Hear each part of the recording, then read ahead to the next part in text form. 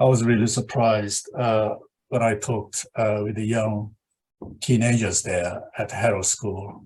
I thought talking about death was a bit too philosophical or too unpractical, but I was wrong. And they were so much enthusiastic about the topic, and some of them sent me an email after the lecture.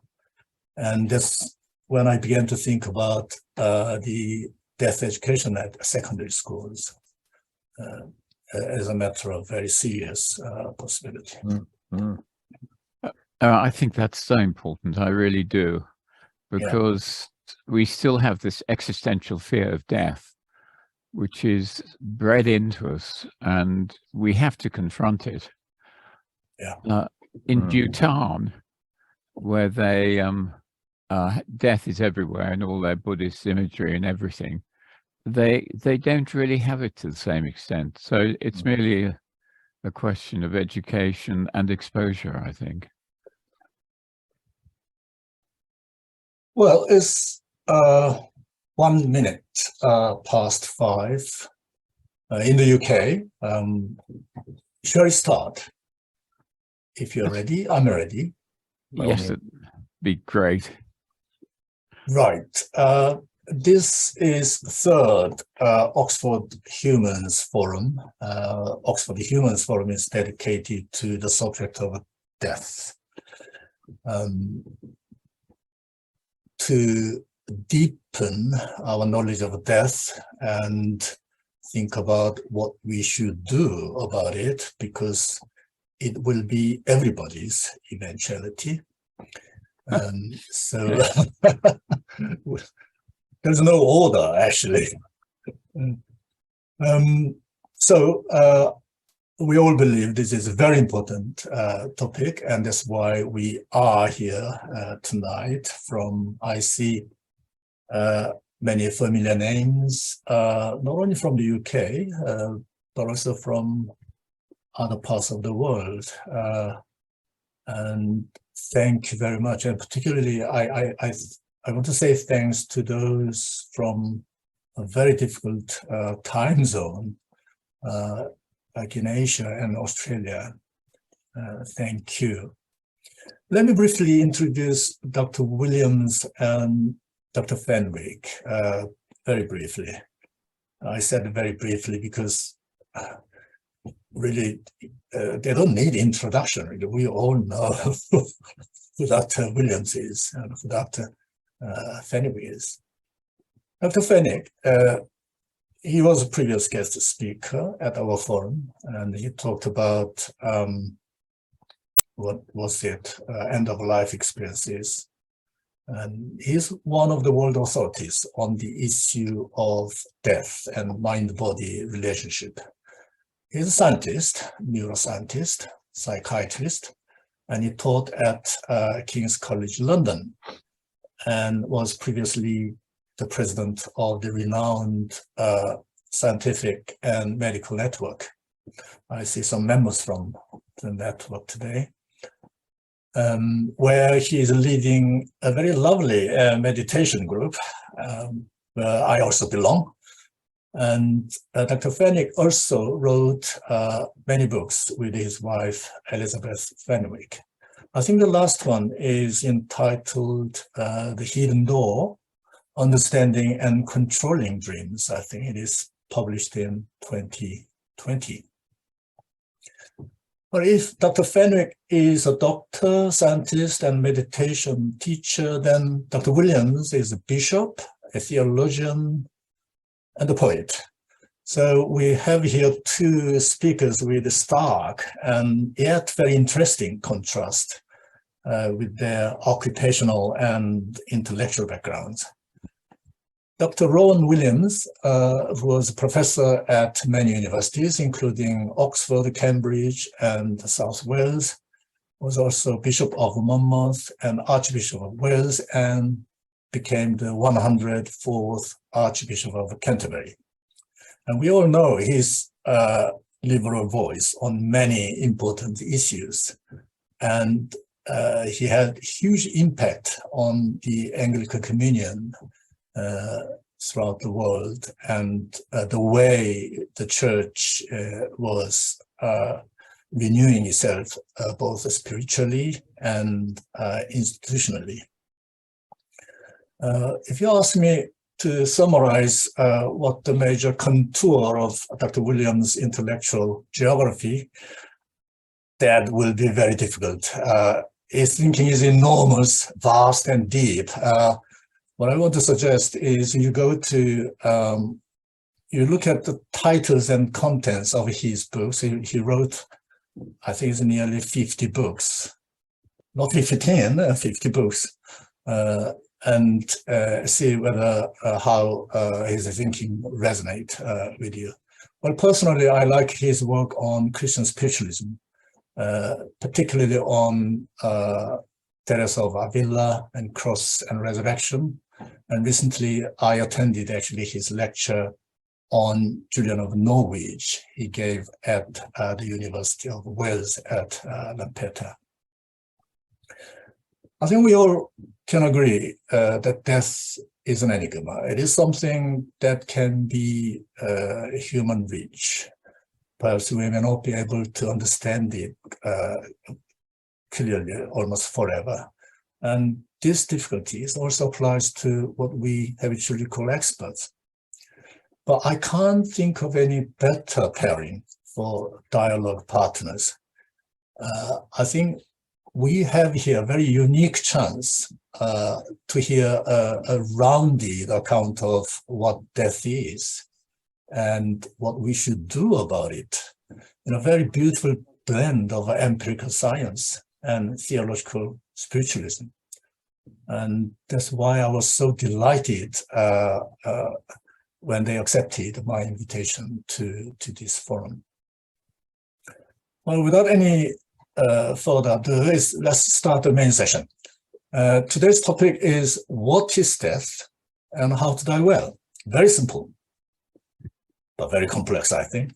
The structure is simple. I mean, the first part is conceptual and second part is practical. And I'm thinking of 7 large questions, or if you like, large 7 question clusters. And they will respond to the questions. And I hope there will be some kind of dialogue between the 2 eminent scholars as well. And we'll do for 50 minutes, roughly, and then we'll have Q&A session for the last 30 minutes. Well, here's my first question, and perhaps most burning question for all of us. What happens when we die? Do we continue to exist? And if that is the case, in what way, in what sense do we continue to exist? And where are you going?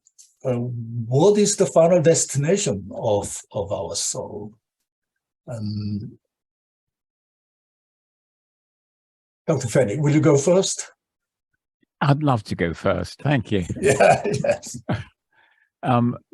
This whole situation has changed recently, and it's changed when the Bigelow Foundation asked the question of the scientific community whether or not there was life after death. And the scientific community, or certainly in the essays that the Bigelow Foundation accepted, is a resounding yes. And it is because now, if you say yes, you have to produce the evidence for it.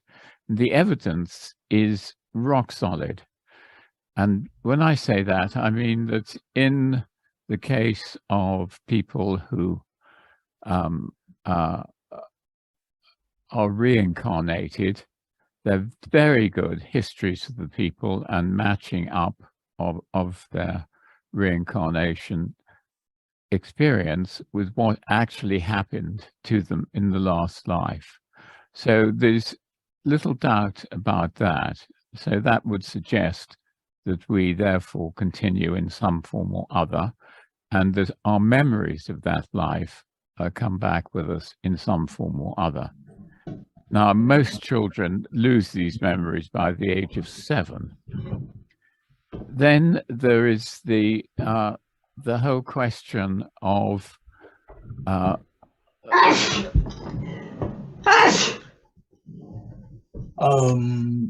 a minute, where is it coming from?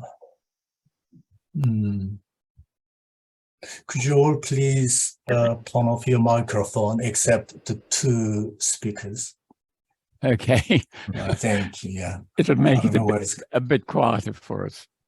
So, reincarnation evidence. Follow this by the actual dying process itself, and you come then to the knotty and thorny question of, is consciousness made by, or is it beyond the brain? And again, if you look at the Bigelow papers, there is absolutely no doubt that consciousness is beyond the brain. The current popular scientific approach that consciousness is made by the brain doesn't hold up. And there are now many articles which are being published along these lines. So consciousness beyond the brain at death, a continuation of this consciousness in some form or another. So with those 2 major pieces of evidence, we can't any longer say, when you die completely. You don't, you continue. Well, Dr. Fenwick, then where does the soul, our soul, end up? Is it only a question answerable by theologian? Or is there any answer in empirical studies? It's difficult to answer that question precisely. For example, answers will range from those of the Christian Church, go to heaven or not, as the case may be. Other philosophies think differently. And the tendency now amongst the more forward-thinking people is that the universe is in fact not just constructed of things as we seem to think, but in fact is either a series of vibrations or that it is a structure in which we all take part. And if you go for that view, then when we die, we simply go into another form, put on a new coat or take off the coat of the body, whichever you like. And it's the same for really everybody. But the result of that is that we are just one thing, nothing but one thing. So in fact, we're all part of universal consciousness. And the idea that consciousness exists beyond the brain is now, I think, also proved without doubt, certainly to my satisfaction, although some people don't quite go along with me on that. Thank you. Dr. Williams, is what Dr. Fenwick said is compatible with your theological or other kind of views about death? Let me start with what I think is the basic question and the basic significance of what's just been said. We need, I think, to get away from the idea that reality is composed of stuff, that is dead matter in a great accumulation, with an extra puzzle tacked on about all those things that seem to be mental or spiritual. No, we need to reimagine this in terms of a reality, the universe, which is, in fact, the movement and exchange of energy and information. And I think when one's begun to reconceive the nature of reality as such in that way, to go beyond the extraordinarily crude forms of materialism that have prevailed in so much popular science, then we have, I think, a doorway into thinking intelligently about what we should say about death. So it seems to me that what Dr. Fenwick said in terms of universal consciousness, in terms of what we might look forward to beyond the death of this body, that makes sense within the broad context of thinking of reality in this way. And if Christians talk about going to heaven, I think one thing we have to be clear it doesn't mean is simply going from one place to another. For any Christian who's thought about it, it's a kind of alignment to the divine, a coming home to the divine, a welcome into that life, not an absorption and disappearance, but a welcome and, as I say, alignment and participation. So when physical death happens, I believe that that's part of a journey towards that final alignment with our Creator and our Lover. And if you think of the world, as I suggested, in terms of this infinite exchange of energy and information, then clearly what has constituted our identity in terms of energy and information in this bodily life isn't something that just disappears. On any account, if the energy in the universe remains constant, something happens to it. It's not just as if it had never been. And for me to see this within the overall action, the all-sustaining energy that is the infinite God, well, our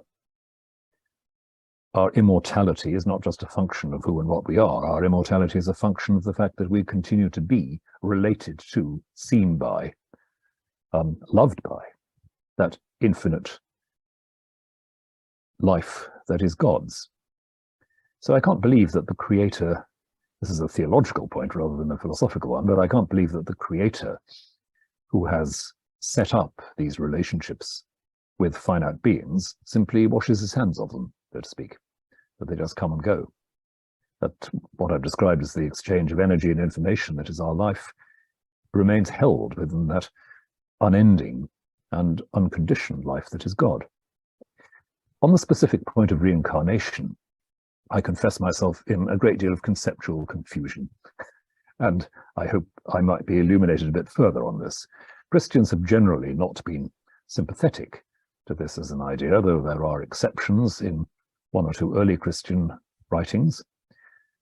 Christians have, on the whole, been more receptive to the idea that this life is not, so to speak, the last word in our journeying towards our Creator, our being drawn towards our Creator.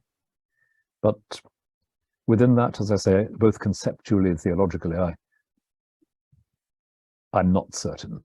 I don't quite share Dr. Fenwick's certainty, partly because, of course, I haven't studied the evidence that he mentioned in any depth, but that's where I suppose, want to learn more.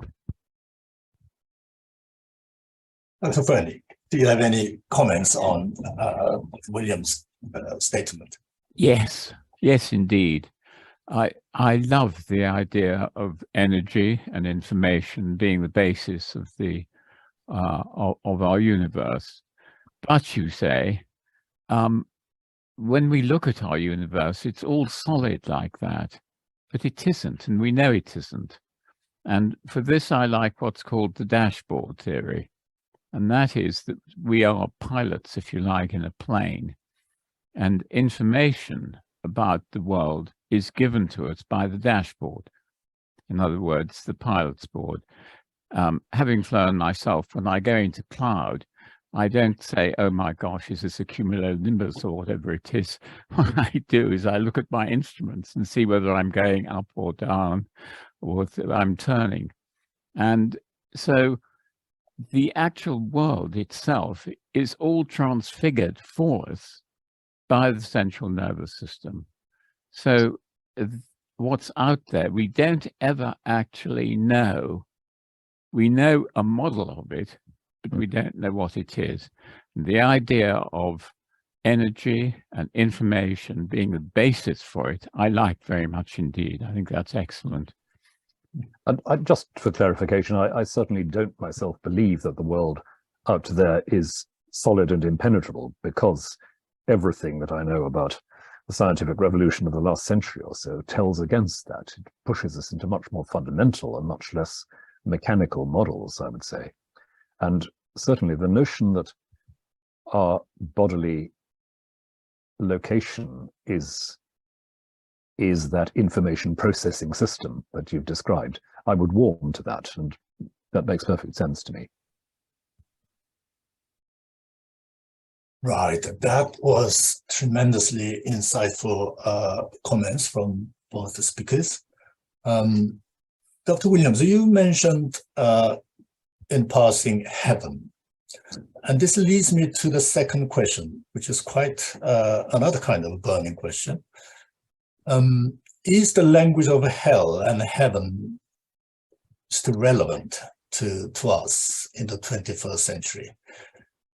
If we have lived a very bad life, will we end up in hell? Dr. Williams first.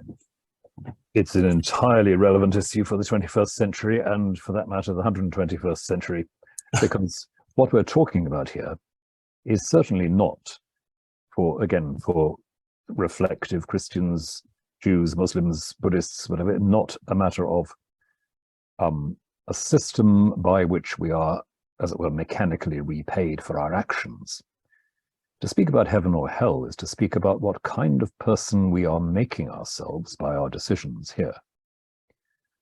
Now, to speak of heaven, for me, is to speak of a life which has been so shaped that it is, by love and grace, made capable of living with God, living in the presence of God, without intolerable pain, because a life that is turned in on itself, a life that has been in various ways corrupting of itself, as all our lives to some extent are, that is a life which will find the presence of naked love and naked holiness painful.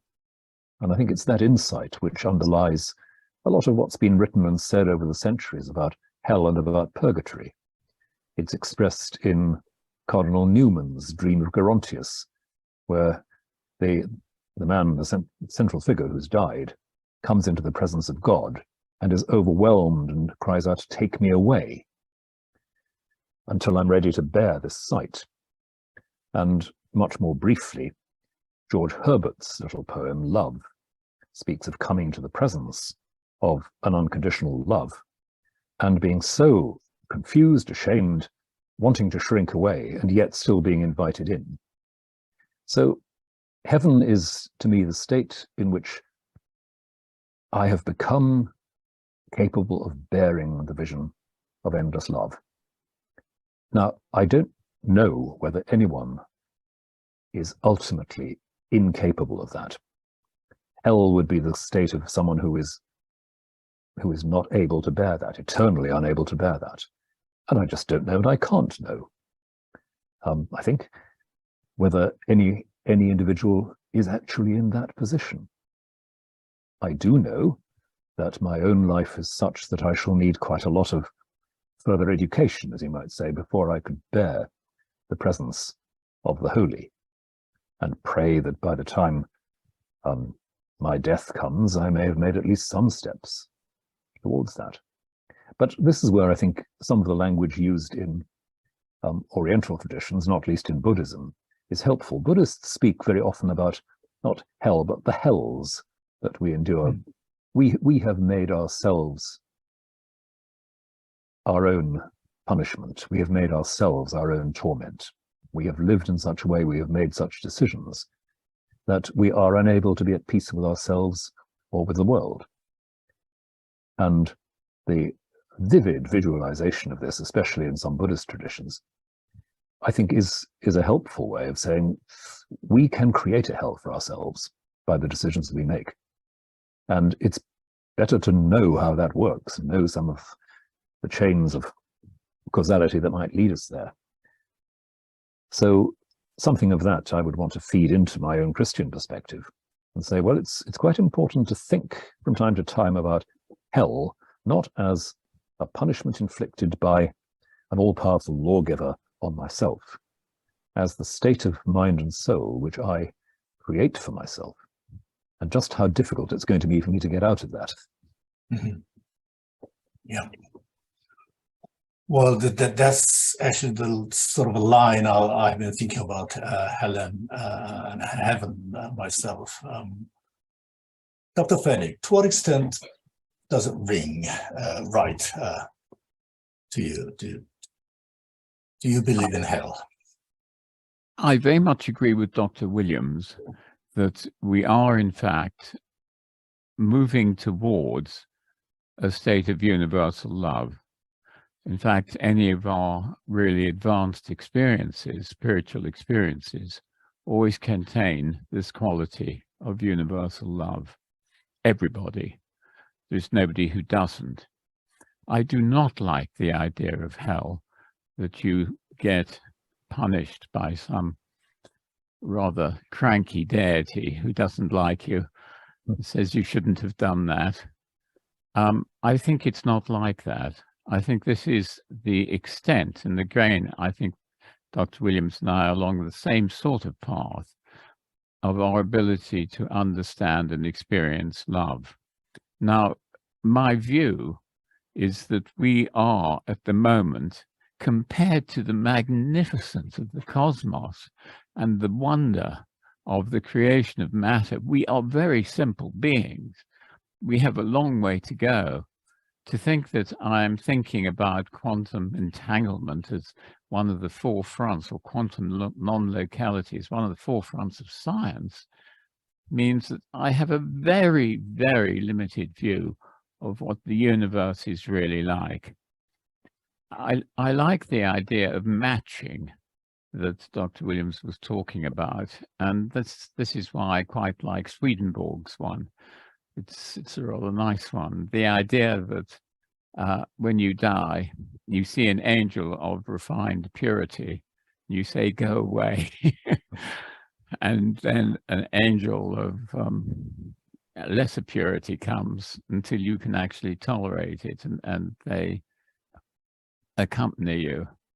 In fact, I was reading Swedenborg in a I think it was Stafford, and sitting on a bench in the square, and it's his book Heaven and Hell, and a woman came up to me and said, there you are, dearie, here's a pound for you. Which was really very kind. But the point is that we are infinitely primitive. If we think that we are advanced on a cosmic scale, we're not. We are very advanced in our ability to move towards it and experience the divine and universal love.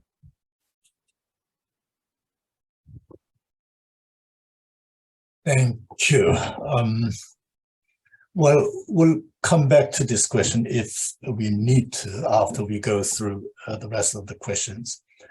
Well, next one is actually Dr. Williams already touched upon a part of that.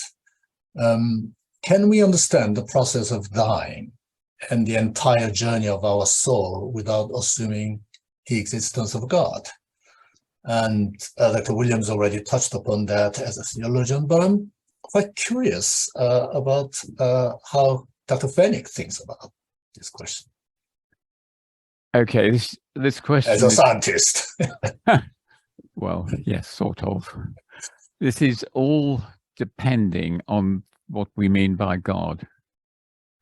We think of an enormously wonderful creation of which we know very little, then this question is not going to be relevant in a sense, because we are still underdeveloped beings. We're going through a developmental process. yes, we can experience part of it, but can I really experience what it's like to be a sun and all the galaxies around it? Can I really experience what it's like to be a galaxy, what's all around it, and all the mechanics of it? This is far too advanced for us and our nature. So,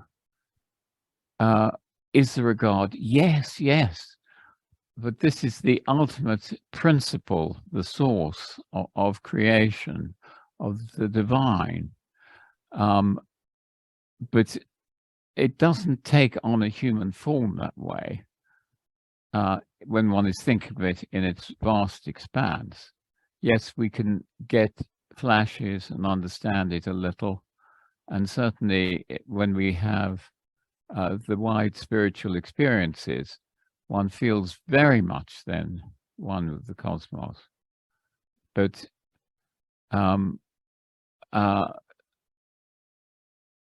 so can we assume that we can exist without God?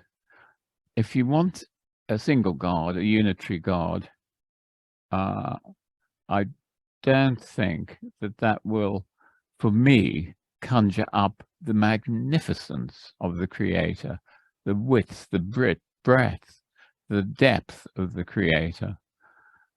Okay, so you say, well, I'll give you all that. Is there a God? Yes, in that sense, but nothing which is simple in the way that we think of it. I quite like the word coming to and going from the source. I think that's nice because that takes it out of a religious contract and concept and any of the limitations which are on it. When you say source, I mean, you know very well the literature and the literatures, and invariably they need a kind of source or light or shining really a certain intelligence. So it looks like the source has some kind of personality. Then isn't it same as God? Okay, Dr. Williams, you go on that one. Well, thank you. The first thing I'd want to say is, of course, that for myself, and I think for most of the Christian tradition and its reflection, it's very important to say God is not another item inside the universe, so that we can relate to God as we would relate just to another member of the human race or another object. God is, as St. Thomas Aquinas said, pure action, actus purus, absolute initiative. And we just, as St. Thomas and St. Augustine and everybody else seems to say, we just have no concepts that would give us any real purchase on that. We throw out our lines into the dark and hope they land somewhere. We have some notion of what it might be to accept the reality of that infinite source and infinite initiative. And most of what we say about it is at best guesswork, but there's better and worse guesswork. I'm a Christian, and I think of myself as a relatively orthodox Christian who accepts the truth of what I say in the creed on Sunday morning, but also accepts that those words are placeholders for realities which I can't entirely pin down. I think these are ways forward in apprehending truth. And, well, I think also in the tradition you find people saying, when we say we believe in one God, we don't simply mean there is one example of the genus God in the universe as opposed to so many examples of the genus human being. You know, that's not it. One God in the sense that there is an indivisible unity which permeates and sustains everything. And as a Christian, I believe that there's more that can be said in terms of the Trinitarian life of God, but that's another story. The point is, though, none of the images and the words I come up with are going to be the sort of final description that allows me to say, well, I've done that, I've understood that, because my understanding is repeatedly, you might say eternally, being challenged and opened as I grow. Yes, you were bringing in Young, you're bringing in the idea of near-death experiences. So what are these? Do they give us a special key into the universe? Well, no, they don't. I think they give us a key. I don't think it's special, because once you start looking at the way that people experience their spiritual experiences, these are very wide. And in all the near-death experiences that I've studied, do I find that they are the final word? No, they're not. They are limited by two things, or it seems to me they're limited by two things. One is the prior understanding of the person. In other words, we know that children's near-death experiences are very different from adolescents, that are very different from older people's. So there is a lot of the personality which comes through in the near-death experience. But more than that, again, I find it very difficult to believe that you can see into the heart of the universe at the moment of death. We'll talk more about death later on, I'm sure. But why should one be able to see right into the heart of the universe, which is absolutely fundamental? No, I think you may see more of it because you're out of the way as you're out of your body. But we're not seeing the final picture by any means. I think there's something in that which rings a lot of bells for me, in that I see death as obviously a moment of trauma or shock, in that the way in which I normally operate as a thinking, knowing, feeling being is radically altered at the moment of death. Therefore, there are things, as you put it, there are things I can see in that moment which I couldn't otherwise have seen. But the idea that I could immediately see everything seems to me very strange. Well, there's a question in relation to what Dr. Williams has just said. Is death a kind of transition of our soul from state A to B, and perhaps further on, state C? Or is death a kind of transformation of our identity, of our soul? And I think that Williams was suggesting it can be a transformation rather than just keeping the earthly kind of soul, one single soul continuously. I think that is very interesting and important question. Yeah. And this is the difficulty, isn't it, of talking about life after death. A lot of people hearing that will think, oh, so it just goes on. Well, I'm not going to say whatever happens, it doesn't just go on. Something alters drastically. And what exactly that transformation is, almost in the nature of the case, we can't say. But the one thing it's not is just a simple prolongation of who and what we are. So that's the problem often talking about it. I want to affirm very strongly my hope and my confidence that growth continues beyond the death of the body. I don't want to get caught in the kind of mythology that sometimes we've fallen for, which is that heaven, or indeed hell, is just a version of what we now know with a few minor adjustments. And a lot of people's pictures of what, again, we unhelpfully call the afterlife are really just this life with some refinements and some comforts and some discomforts removed. And I want to be much more reticent and also much more, in some ways, much more apprehensive than that. I think it's going to be exhilarating and frightening. Actually, that is quite what we commonly hear from near-death experiences. When they quasi-die, they go in front of light being, and their consciousness becomes cosmic and feeling oneness with the whole creative structure. It sounds almost like a Buddhist becomes redundant. They don't have to really concentrate on disciplined kind of practice. I mean, just die and then you will be liberated and become unified with the cosmic consciousness. That is what we read really very often from the literature of NDEs. So that's what actually you are a bit apprehensive about, if I understood you correctly.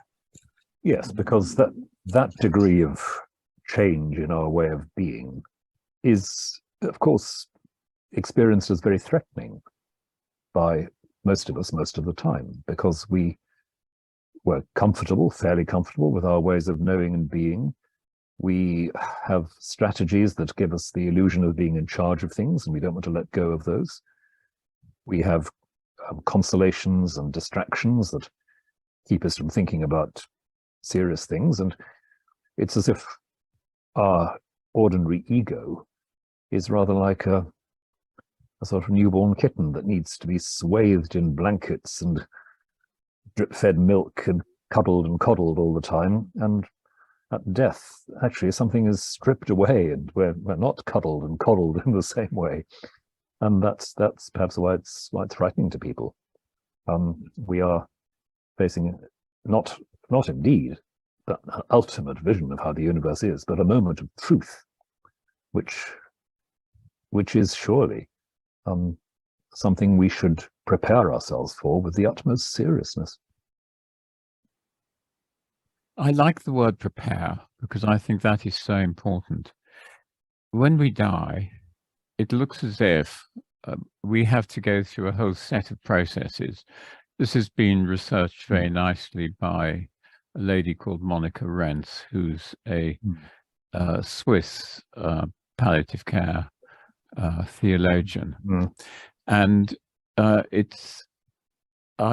had the chance of talking to the Dalai Lama, as I said, and it was this one of the points that I was pressing him on to find out exactly what it was the Buddhists thought happened in the process of death, what it was like, and comparing that with Jung's near-death experiences, and then trying to see if we could get a picture. And it seems to be something like this.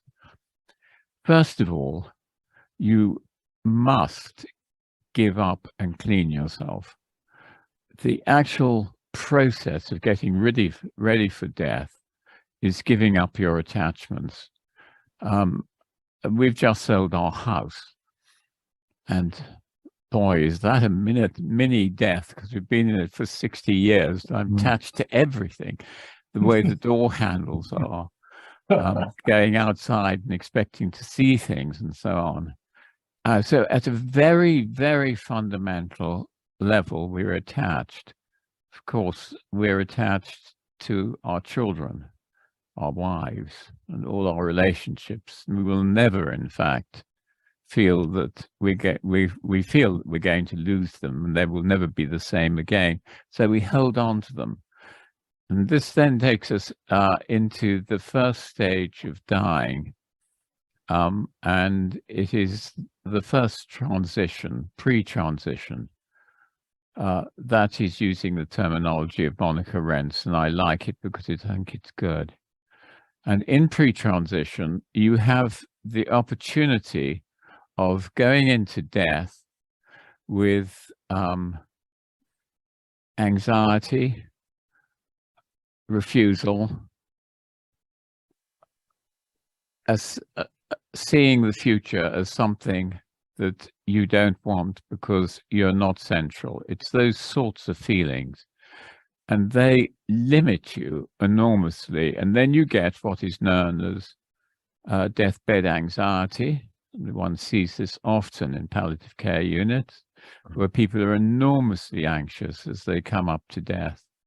And that is very difficult for them because they're not going to be able to die satisfactorily. So let's assume, and in fact, even more important than that, they are not going to, sorry, Casper, what are you doing? It's my cat who likes to come to some of these meetings. And he just at the moment is deciding if he's going to stay or go. Well, go, Casper, if you want to, for heaven's sake. So it means that in many hospices, when people see that you're becoming anxious, they give you midazolam. Midazolam is, in fact, a chemical which is a form of anesthetic, in fact.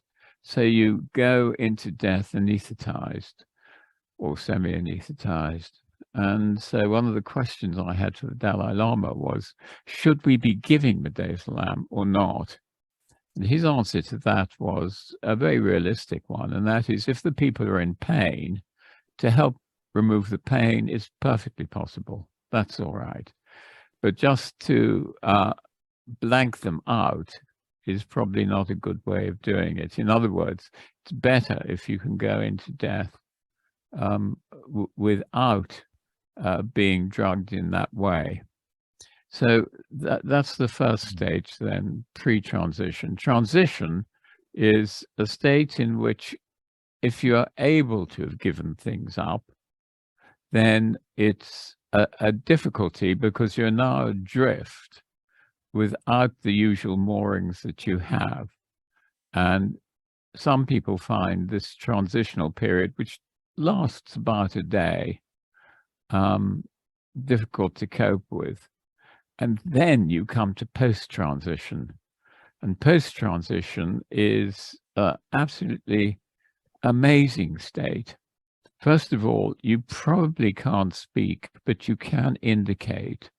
It's a state in which you, your experience of the world is joyful, very joyful. You die joyful. You die aware of the love which you can then experience at that point. So it's a transition which is catered for, if you like, by the process itself. So then you die, and as far as the Dalai Lama is concerned, the point, he's absolutely with us on the giving up and the cleaning. And he suggests that we do this for some time before. And in fact, you know, many yogis will spend their time dying before they die. And in essence, it's something we should teach in our culture. And we should have a proper educational process of the stages of death and what's going to happen. And so what he says is, and I've heard this say before, and of course one doesn't know, but it's certainly his belief, that your last thought is the most important most important for the way that you will change as you progress. And if you can keep the mind absolutely quiet, no thoughts, no suddenly missing your wife or anything like that, then you will have a chance of seeing the clear light. And the clear light in his philosophy is, in fact, the entrance to another form of consciousness, which allows you to escape from reincarnation. So he's got this developmental idea that we go round and round in reincarnation, purifying, but we've got a fast track given to us, if you want it, in the way that we die, but you have to learn how to do it. So there's no point in just going into the hospice and saying, I'm going to be okay. You won't be unless you've actually practiced the giving up process and tolerated being without anything there to help you.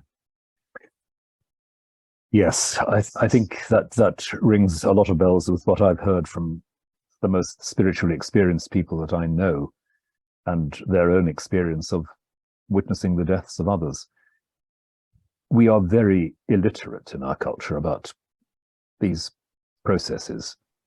And so I think a great many people die in far greater distress and loneliness than they need to, because we haven't been able to talk about precisely these processes of detachment. Detachment's a word that frightens us because we think it's somehow inhuman, but essentially it's about release, which is a much more positive word. And I would want to talk about release in that connection. And I think it's important, going back to what you were saying about our relationships. We experience at several levels, at several stages, something of this process of dying. I was thinking about the way in which you have to let go of the relationship you have with a child as an infant in order to cope with a growing child and then with an adult. You have to let go in that process. We all know that. What we're not encouraged to think about enough is how that is a little bit of what we have to learn in order to die.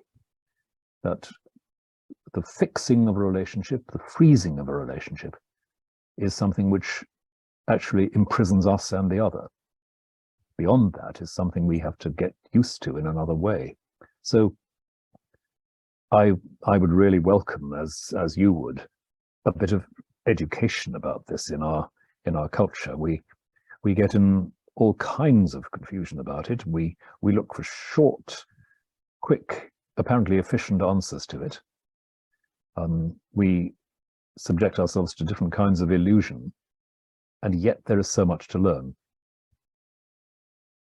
Yes, and I absolutely agree with that.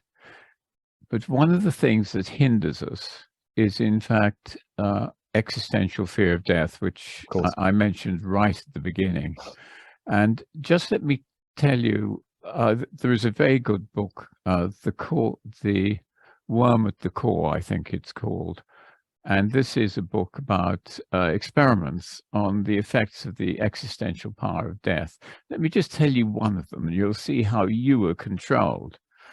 And in fact, if I start a lecture on death, I start by saying, you will die. And that raises the existential fear of death immediately.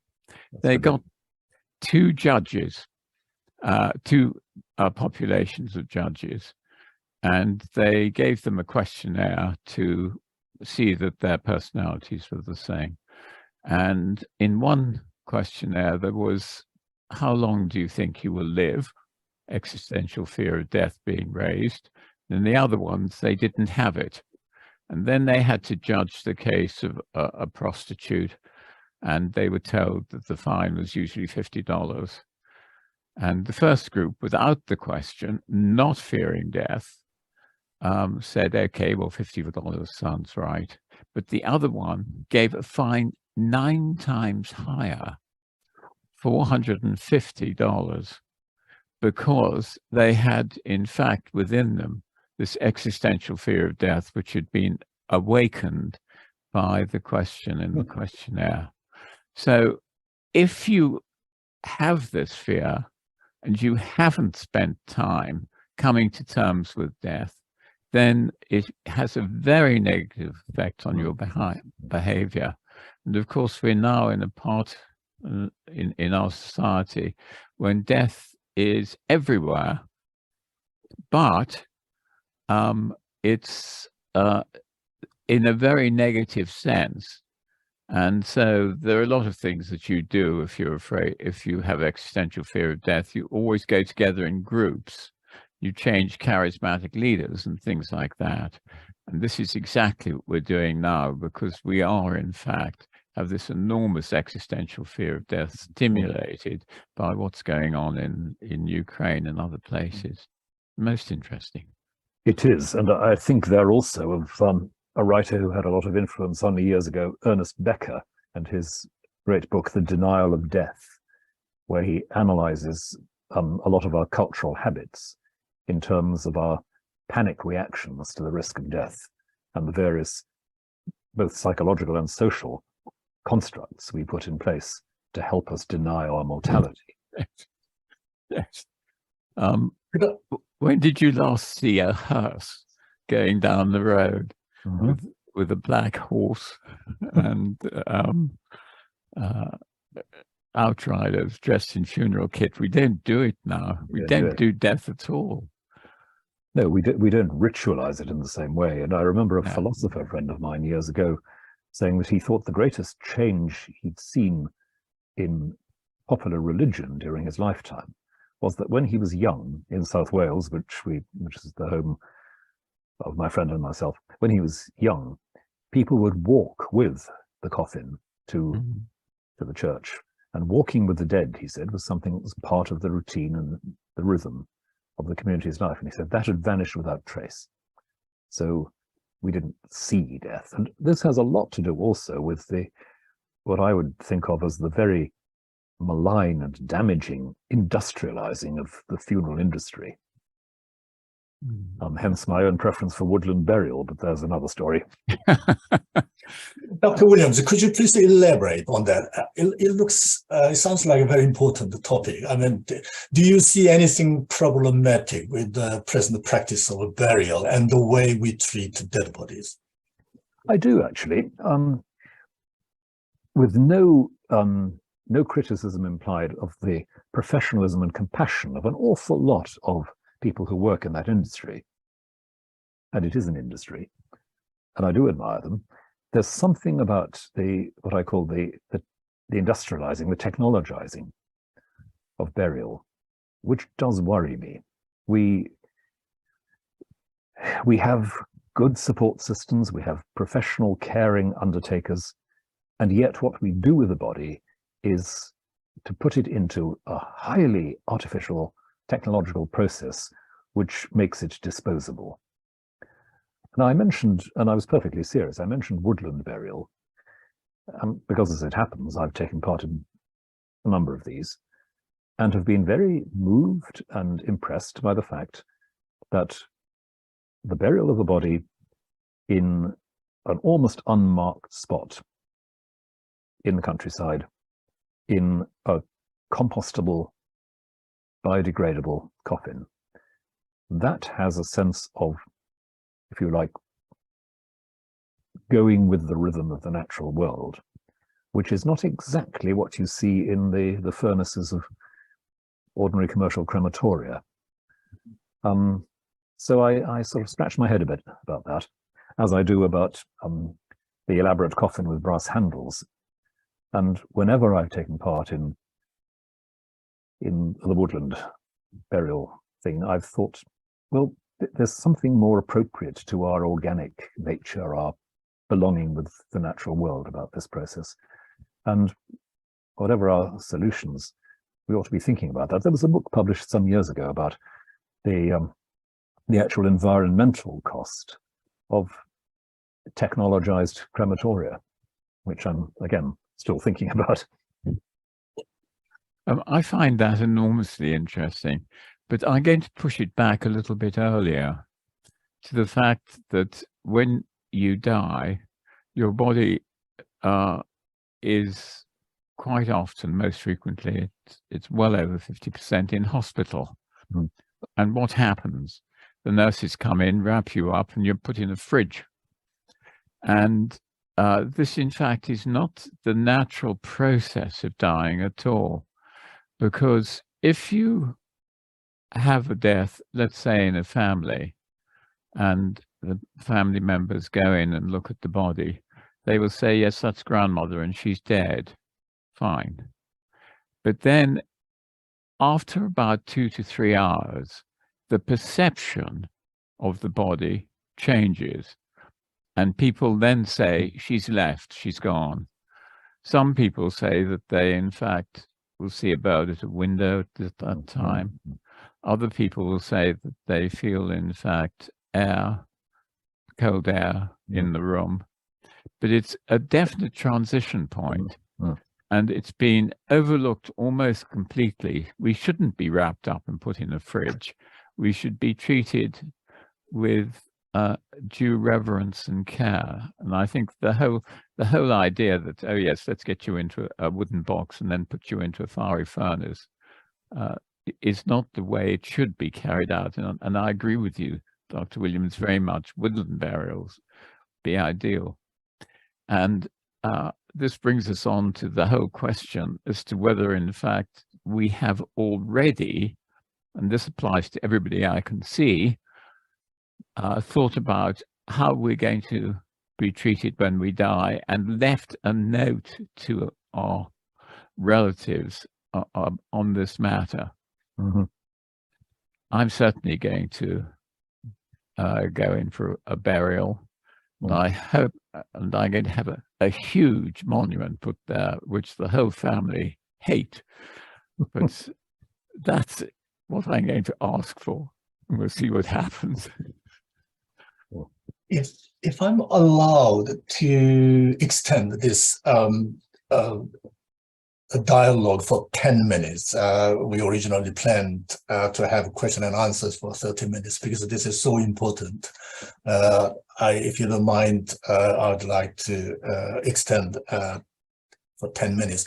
Could I bring you both to the point where Dalai Lama was mentioned in relation to what we should do in advance, the time point of death, and in the midst of death. Now, is there anything we really should do, or something we can practice before we die that help us to release ourselves from all-powerful ego, from a kind of Christian tradition? Dr. Williams, is there something that we can look into? Well, the great teachers of the spirit have always said that any kind of serious prayer becomes a practice of dying, because in prayer you're attempting, in the words of Julian of Norwich, to come to the ground of your beseeching. That is the basic level of sheer need and openness, which is not dictated by passing cravings or gratifications, which is not simply about what will make me feel better, but that deep openness, the truth and the truth of love, which we need to grow into. So prayer, which educates us in silence, in openness, which tells us, be careful not to get stuck on images and projections, and recognize them, but then put them gently aside. All of that is part of the preparation for death in the heart of our prayer. But that also means that in our daily lives, getting used to a sort of self-awareness, what the Greek Orthodox tradition calls wakefulness or watchfulness. That's important. Just be aware of the ways in which your self-protective cravings, the ways in which your gratifications are clinging to you, and you're clinging to them. Be aware of it, monitor it, do what you can to breathe and pray your way out of it. That's the process of, in a sense, learning to die, to practice day by day the kind of attentiveness that will free you from, if you like, immersing yourself in the things you happen to want or happen to find make you happy at one particular point. Yeah, that's the risk, and that's what you have to get beyond. And that is part of, in the perfectly positive sense, living towards death.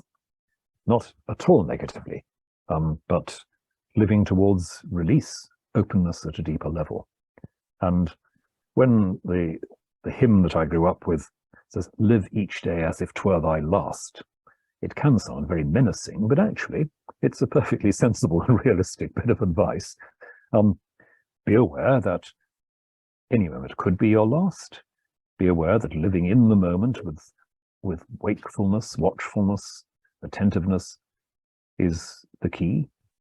Be aware that to be struck and held in that moment in an attitude of denial, refusal, dishonesty, untruthfulness, that's a problem for your ongoing journey.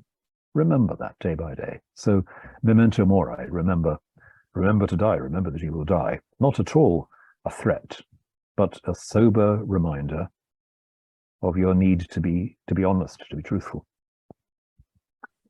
Well, I so agree go with ahead. that. I think it's just beautifully put. I'm just going to add one or two things to it, if I may. I was at a conference and we were talking about death, and one of the palliative care nurses came up. This was in Canada, and she was right from the forefront of Canada. And she had a hospice there. And she said, nobody in my hospice dies alone. And that would be highly unlikely because relatives wouldn't be able to get there, etc. And so I said, how can this be? And she said, because I teach them to make use of the deathbed phenomena. In other words, who do you think, she would say to the dying, who's your favorite relative who's dead? And let's call her Mary, her sister. Well, when you see Mary, tell me. And then we now enter into the area of deathbed visions, which are very common. 90% of people have them. And so when Mary came, she would say, ask her to take you with her. And then, has Mary been yet? Yes. Well, next time she comes, go with her. And that's exactly what happened. And so that's, I think, is making use of the phenomena which occur around death. Thank you. We have only a few minutes left. Could I ask you both, it's just a quick question about, you talked about the way the culture of death is growing in a rather undesirable way. Is it not high time we started death education at primary and secondary schools? And in relation to that, what should we do about rising death anxiety, particularly among the youth in relation to climate change? Dr. Williams. I'm very much in favor of trying to educate people about death in a more honest and a more positive way. We are certainly pushing against the grain of our society there, but I'm glad you also mentioned the anxiety that surrounds the climate crisis, especially among younger people. And what I've often said to younger people, talking to groups of them in the context of environmental activism, has been, you may not succeed in averting climate disaster. What you can do is live more truthfully and honestly today. And the catch is, if you live more truthfully and honestly today, then probably you have a better contribution to make to averting climate disaster. In other words, if you see it simply as a problem-solving exercise, you may well be overcome by frustration, disillusion, even despair. If you see it as something which ought to flow naturally from your own attempt to live more truthfully, more in the light of reality, well, then who knows what might be possible. I think that's an enormously wise answer. My answer would be the same, maybe just slightly different. First of all, I would start talking about death as a natural phenomenon in primary schools. Oh, you say, how can you talk to little children about death? For goodness sake, one of them has just come in and told me that the dog has bitten the head off its hamster. I mean, death is all around them, and they want explanations for it. And so the gentle introduction of death as a natural part of life and what you do to achieve a good death is enormously important. And I very much like what Dr. Williams has said about living a life in which we give up continually and in fact then live an honest and truthful life. And then when we experience those wonderful wide experiences, they are a compass for us. as to what direction we should go in. So education from a very early age, let's talk about it. Have you ever seen a teacher when a child has confronted her with his hamster's head that he brought in to show them, rather than just accepting it as part of the natural law? There's all this horridness, put that nasty thing away, or it's only a dead hamster. So I think my final thoughts on this are education is going to be terribly important. Tell people about death, existential death anxiety, for heaven's sake, and the way we manipulate ourselves by thinking about it and not doing what Dr. Williams says, and live a clean life which is centered in the moment, and be truthful and honest to it. Dr. Williams, any comments? I think I've said what I have to say on that. I'm very grateful indeed to Dr. Fenwick for his elaboration of that and the particular case that he's mentioned. And just, yes, a final remark, I suppose. We often underrate what young children are capable of dealing with in any number of ways. What they're capable of in their imagination, in their moral awareness, in their sensitivity.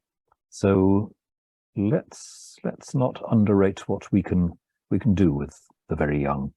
They're capable, we know this, they're capable of meditation. They're capable of the disciplines of stilling and settling in. Can be done. So I wouldn't despair of death education for the very young. Thank you for the insightful remarks. Now, we have some minutes for asking questions to these great minds. Laurie, could you unmute your microphone? Thank you. Thank you for this presentation. It was really beautiful. I am just curious about, and I think about the journalist Grant Wall, who just died unexpectedly. Do you have anything to say about the soul? When someone dies unexpectedly, he had said he wasn't feeling well and then collapsed. But someone who might be in an accident, or there's no preparation, or someone who we wouldn't expect, a young child, to pass away, what might there be happening in the soul at that time? Is the question to both, or is there any particular? Is it Dr. Williams? I didn't have any particular person. Okay, well then Dr. Williams first, and then Dr. Fenwick. Yeah. Thank you, Laurie. Very briefly, clearly, I think if people die unexpectedly, then there will be work for them to do, which someone who's been able to prepare has not been has been able to do. That's not a kind of punishment. It's just I think a fact that an experience that overtakes you unprepared is going to be hard work. So all the more important, I'd say, to get into the culture generally, the idea that you should be prepared for the unexpected. You know, you should try to live in the moment in the way we were talking about. And it makes sense of the fact that in, I think, pretty well all religious traditions, one of the prayers you may often make is for time to prepare for death. And I speak here as a Christian, we've largely forgotten in our own tradition and practice as Christians to make that prayer and to teach people to pray that they will not die unprepared. Thank you. Dr. Fenwick? Yes, there is, in fact, it's not a large literature, but there is a small literature about what happens in accidents.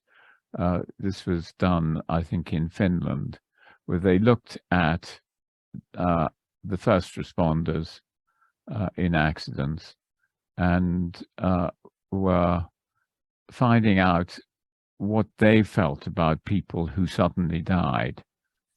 And the answer to that was they are very different from the sort of home death. People, they said, were confused, didn't know where to go, didn't know what to do. So the whole process had been short-circuited. So I support Dr. Williams. What we must do is we must educate people and get people to learn to live every day as it is, because the scientific evidence is that the people who die suddenly are much more confused than those who die in preparation for it. Thank you. Thank you. Hilary?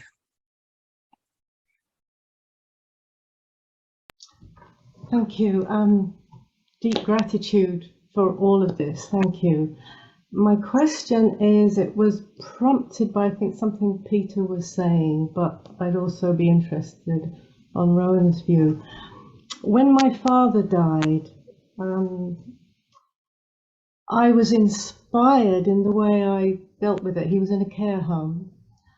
And I was inspired by reading John O'Donoghue's Anam Cara and some of listening to that. And he died 11 o'clock in the morning. I was busy with details and asked the care home if I could sit with his body for that following night. It wasn't a moment, but there was, by the time the undertakers who were itching to get their hands on the body, by the time 8:30 the next morning, I knew that what they wrapped in a plastic bag was just the physicality that was left. But what came to me as you were speaking, particularly Peter, was which side of death was I on? Was my father preparing me for death?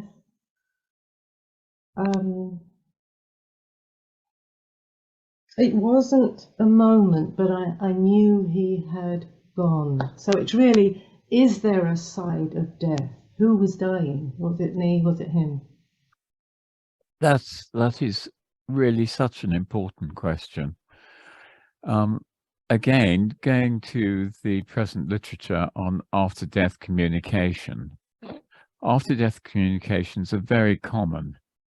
One of the more famous articles published in the BMJ about 50 years ago suggested that this was from a GP, and he was talking to people who had been recently bereaved, and it was seen as a sort of bereavement change. In other words, you were imagining, it was that sort of thing. But now, with the data on post-death communications being so wide and so prevalent, we have to rethink this. And is there a possibility that the dead can communicate with us and do? And it's not uncommon for people to wake up with their recently dead spouse beside them. It's certainly very common to hear their recently dead, whoever they are, whatever the relationship person is, speak to them. And this can go on for many years. And sometimes people will use this aspect of themselves, query of the dead person, to run their lives. They will ask and say, do you think I should do this? Do you think I should do that? So the dead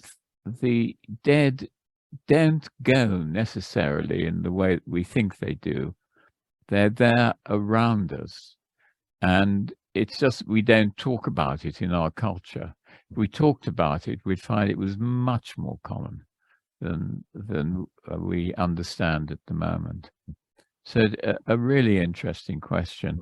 Was he preparing you for death, or were you preparing him for death? Probably a little bit of both, I would think. Thank you.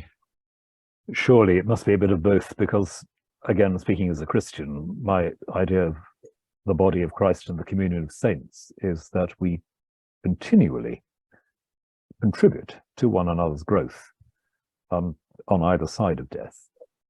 And the recognition, again, the sober and even grateful recognition that I am dying now, that's a gift in a way, to recognize that without panic and without terror. And if that's something you're hearing from someone recently departed, well, that's wonderful. That shows that as I sometimes put it, the blood is circulating in the body of Christ.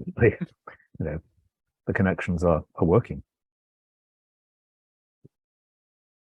Thank you. I see three hands raised here, and given the very limited time, I'm sorry to pressurize you, Seb, Louise, and Bernard. Could you please just put your question in 1 or 2 sentences put together, and Dr. Williams and Dr. Fenwick just respond freely to any of the questions.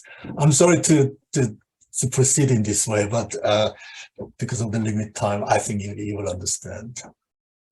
Seb, will you put your question shortly?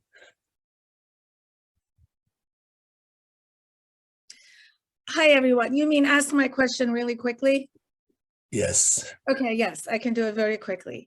Thank you, Dr. Chi, Dr. Williams, and Dr. Fenwick. Some of us believe we choose when we're born. We choose where we're born and to whom we're born. Could we extend that to death?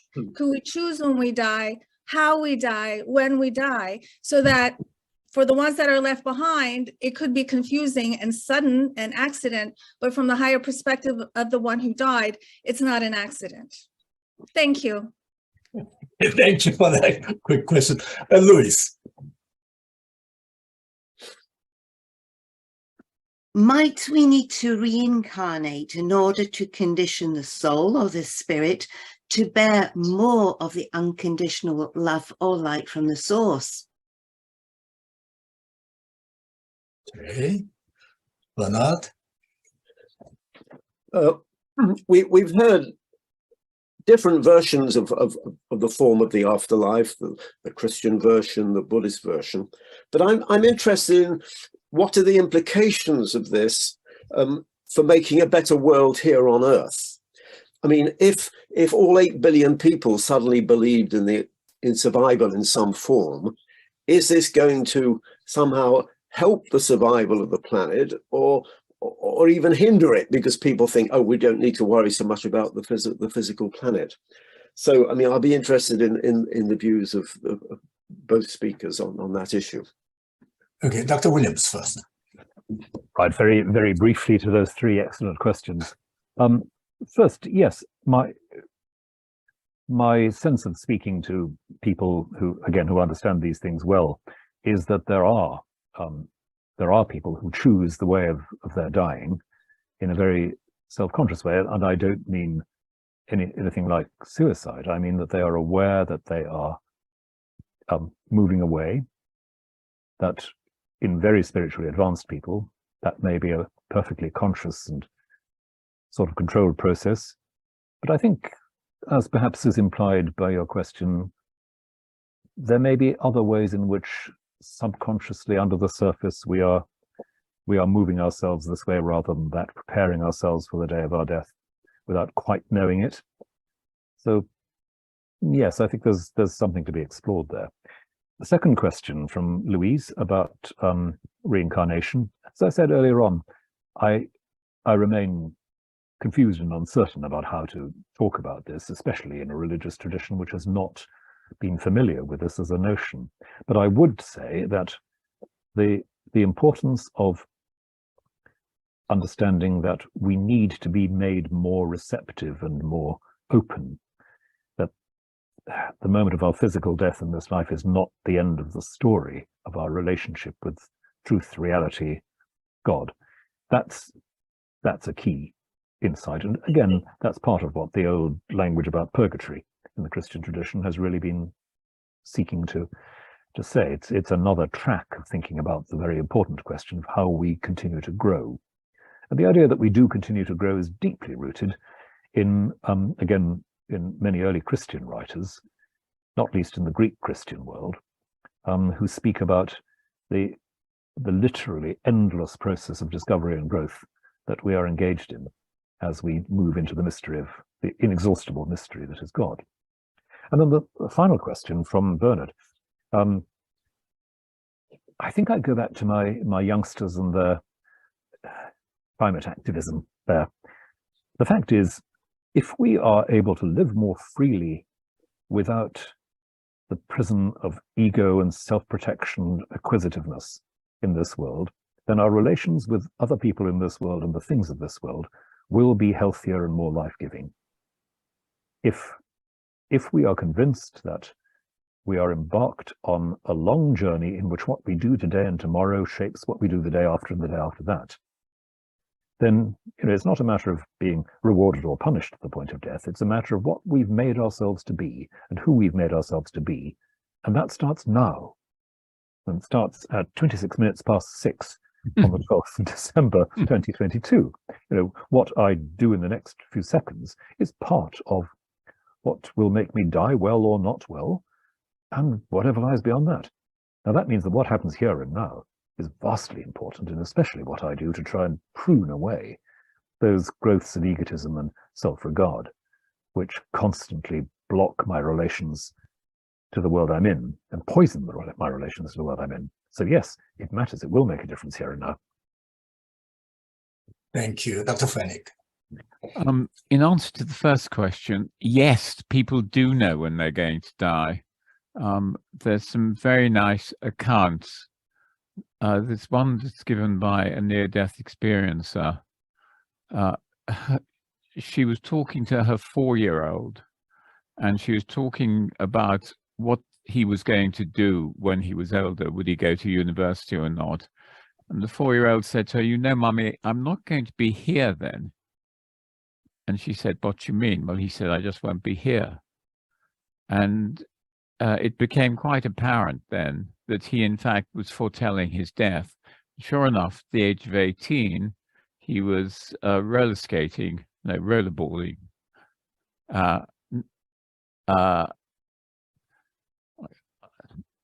Yes, roller skating will do, along the road, and the car struck him at the age of 18.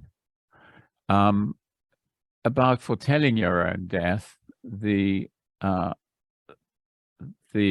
book by Rinpoche, Living and Dying, suggests that we all know 2 years before we're going to die that we're going to die. So we all, in fact, have foreknowledge of this if we care to look at it. And so, yes, I think that we can tell when we're going to die. If you want to go even one stage further than that, you will argue that you have already set the plan for your life, and you're acting out the plan that you have set before you were born. But that, of course, is coming from a different place, really. But thank you for the question. Reincarnation. Yes.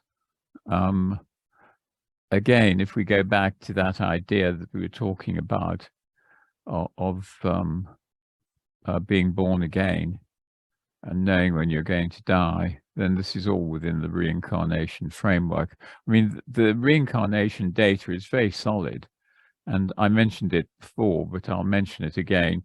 Do look up the Bigelow papers on this, and you will find that the examples of reincarnation by Stevenson and Tucker are so convincing that you really don't have, you can't have any reasonable doubt by the time you've read the data.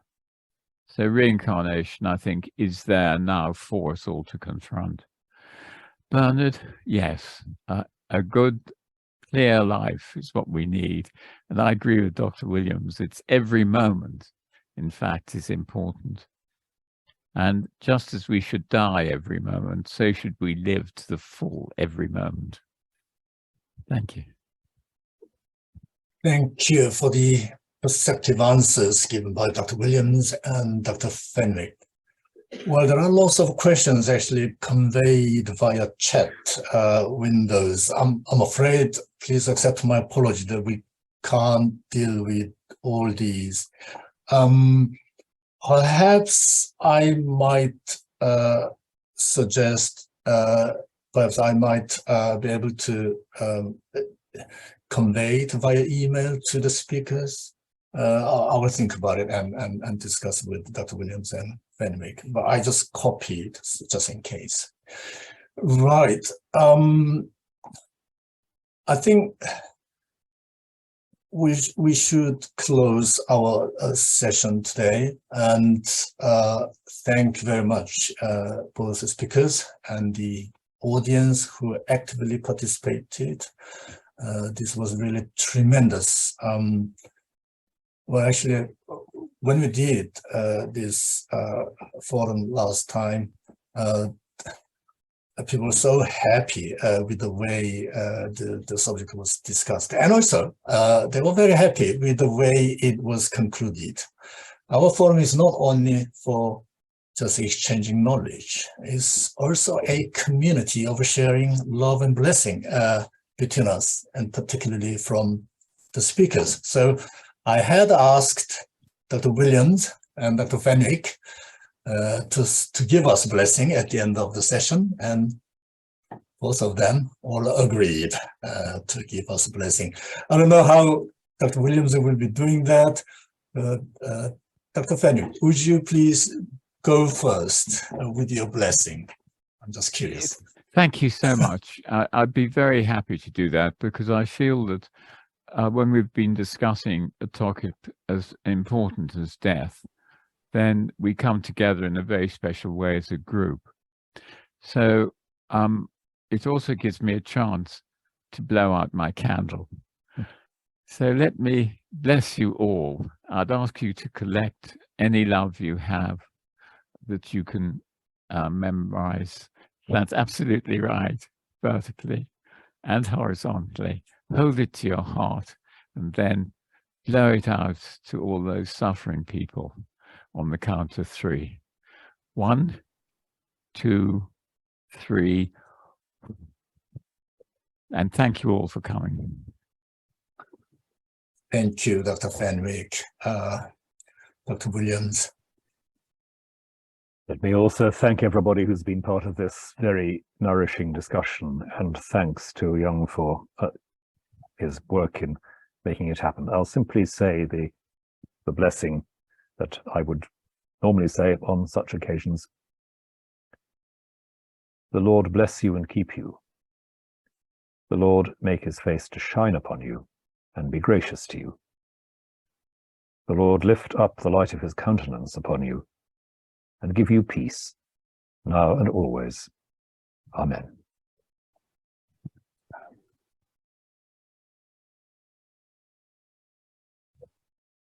Thank you. Well, this is all for today. You might feel now tremendously happy with the blessings from both speakers. Actually, last time, one of the audience sent me an email saying she was so happy and was pinching herself to check whether she was dreaming or not. She's there today as well. Don't pinch yourself too harsh. Treat the skin gently. Well, all the best. I wish you Merry Christmas, and I will see you again, hopefully, in the new year. Thank you all.